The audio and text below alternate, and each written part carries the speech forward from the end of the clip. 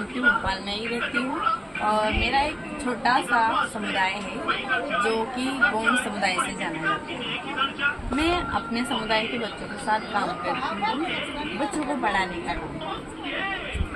Learning centre जो कि मेरे बस्ती के बाहर है, छोटे छोटे बच्चे आते हैं उसमें, जैसे कि 7 साल से लेकर 15-12 साल के बच्चे। उनको मैं पढ़ना सिखाती हूँ, पढ़ने के साथ लिखना भी सिखाती हूँ।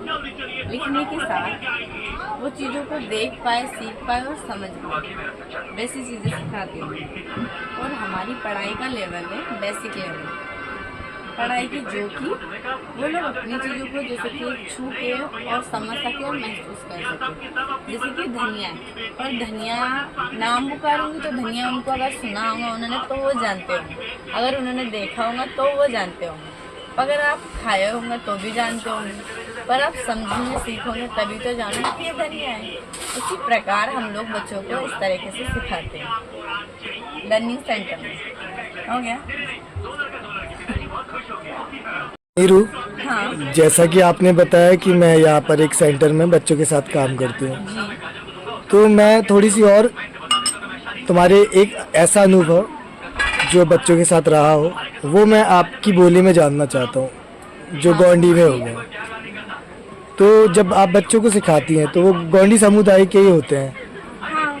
तो आप कैसे बात करती हैं उनसे? सबसे पहले शुरुआत क्या होती है? तो आप थोड़ा सा गोंडी में मुझे बताएं।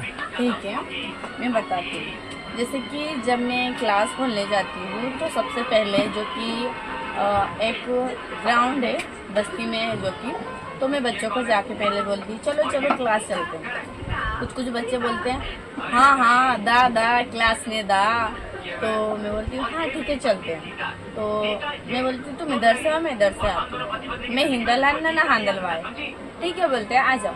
फिर हम लोग क्लास में जाते हैं, वो बोलते हैं दीदी अभी तक क्लास नहीं खोली, ठीक ना सुधी क्लास ले खुले बात आयो, चल लेट आया रात को, मतलब टाइम हो रहा है। मैंने कहा ठीक है 10 बज गए चलते हैं। फिर हम लोग जाके क्लास में बैठते हैं तो बोलते हो नीरू दीदी बती का। इसका मतलब होता है कि नीरू दीदी मैं क्या करूँ अब क्लास में आने के बाद। तो मैं बोलती हूँ कि पहले क्लास में आए हैं तो पहले झाड़ू लगा लेते, तो हाँ जगह सही आया। बच्चे बोलते हैं कि मैं झाड़ू लगाती हूँ। इस तरीके से हम लोग बात करते हैं। फिर पढ़ाई के बारे में बात करते हैं कि पढ़ाई को इस तरीके से पढ़ेंगे, इस तरीके से लिखना है, इस तरीके से समझना है। हिदिन लिखी किया लागता, लिखने को हम लोग बोलते हैं ऐसे लिखना है। इसको पढ़ने को बोलते हैं हम लोग हिदिन पढ़े वाया लागता। इस तरीके से हम लोग बात करते हैं अपनी भाषा में अपने बच्चों के समुदाय के साथ। अच्छा, उनको अभी कोई दिक्कत होती है जैसे हिंदी समझने में और गोंडी बोली के बीच में कोई दिक्कत होती है? नहीं, ऐसा तो कुछ नहीं है कि हमारे समुदाय में कोई भी भाषा हो उनको समझ बहुत अच्छे से आ जाती है और किसी और की भाषाओं को वो सीख भी बहुत अच्छे से जाते हैं।